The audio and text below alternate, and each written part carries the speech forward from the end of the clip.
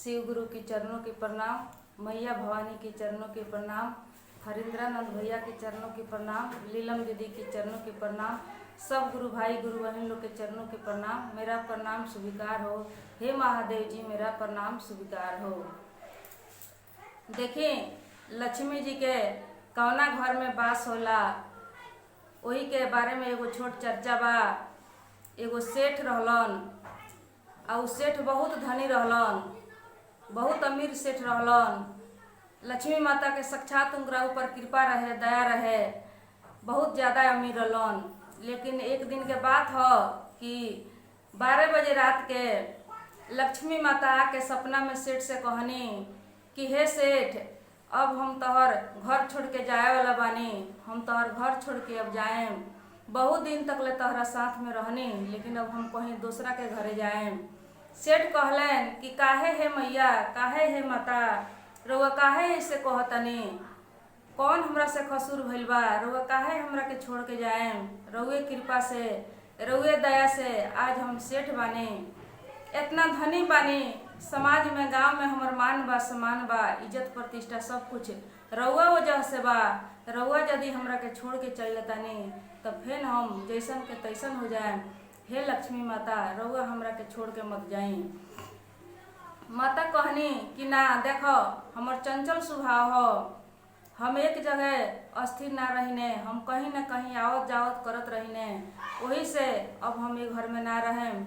25 बरस हो गई तोहर साथ देनी, लेकिन अब हम कहीं दूसर घर में जाएं। फिर सेठ लगलन अर्जी करे, विनती करे दोनों कर जोड़ के कि हे मैया, ऐसा मत कहीं, हमरा के छोड़ के रउआ मत जाए के कहीं। बहुत कोशिश कैला के बाद में लक्ष्मी माता कहली कि देखो, तू ज़्यादा जिद करता रह तो हम तहरा के एगो वरदान दे सकतनी, तू हमरा से एगो वरदान मांग लो आ हमर तू पीछा छोड़, हम यहाँ से जाएं। सेठ कहलन कि ठीक बा, जब रउआ इहे कहनाम बा तो हमरा के एक दिन के मोहलत दी, आ हम अपना घर में परिवार में सलाह लेम, तब हम बिहान रउआ से वरदान मांगेम। माता कहनी कि ठीक बा, कोनो बात नहीं है, तू हमरा से एक दिन के मोहलत ले लो।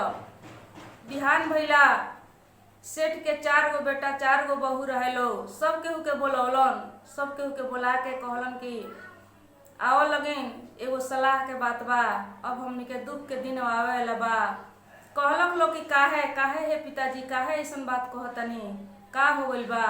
सेठ कहलन कि देखो, राती हमरा 12 बजे रात में लक्ष्मी माता अइली ह, आके सपना में कहली ह कि अब हम तोहर साथ छोड़ देहम, तोहरा कोनो वरदान यदि मांगे के बात, कोनो वरदान तू हमरा से मांग लो। तो तोहनी के बताओ लगिन, तोहनी के सलाह चाही कि कौन ऐसा वरदान मांग लिया हो, ऐसे कि लक्ष्मी जी अब हमनी के छोड़ के जाए वाला बाड़ी। तो कहलक लोग, केहू धन कहलक, केहू सोना चानी, खेती बाड़ी जगह जमीन बतौलक लोग। लेकिन छोट पतोह जौन रहली, उ कहली कि ना हे पिताजी, लक्ष्मी माता से रउआ कोनो धन दौलत मत मांगे। तो सेठ कहलन कि काहे ना मांगे, लक्ष्मी माता तब हमनी के छोड़ के जाए वाला बाड़ी, कुछ ना कुछ तो हमनी के मांगही के पड़ी। कहली कि सुनी, यदि रउआ मांगही के बा तो रउआ वरदान में मांग ली कि हमनी के घर में प्रेम सदा के लिए बनल रहे, सब दिन हमनी में प्रेम बनल रहे, भले गरीबी आ जाए तो आ जाए, लेकिन हमनी के प्रेम बा से कबो खत्म ना होके, इहे वरदान मांग लेम, दूसर कुछ ना चाही। कहलन कि ठीक बा। फिर रात में 12 बजे रात में लक्ष्मी माता अइली, कहली कि हे सेठ, जल्दी बोलो, जल्दी बोलो, हमर जाए के टाइम हो गइल बा, कौन वरदान मांगता रह। सेठ कहलन कि देखी हे लक्ष्मी माता, यदि रउआ हमरा के वरदान देवे के बा तब वरदान में हम इहे मांगतानी कि हमरा घर में सब दिन खातिर प्रेम बनल रहे, गरीबी आ जाए तो आ जाए, लेकिन हमरा परिवार के प्रेम कबो खत्म ना होके, हमर इहे मांग बा। इहे इतना वरदान रउआ दे दी, रउआ हमरा के छोड़ के चल जाई, कोनो बात नहीं है। लक्ष्मी माता कहली कि ई कौन वरदान हो, अरे कुछ धन दौलत मांगो, ई कौन वरदान तू मांगता रह, आ सोच लो अच्छा से, ऐसे कि हम अब जाए वाला बानी।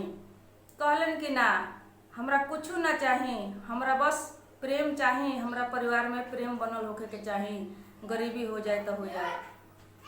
जब ऐसा शब्द माता सुनली तो कह तरी कि जब तोहर ई मांग बा तो आज से हम तोहर घरवे छोड़ के अब ना जाए, तोहरे घर में हम रहें।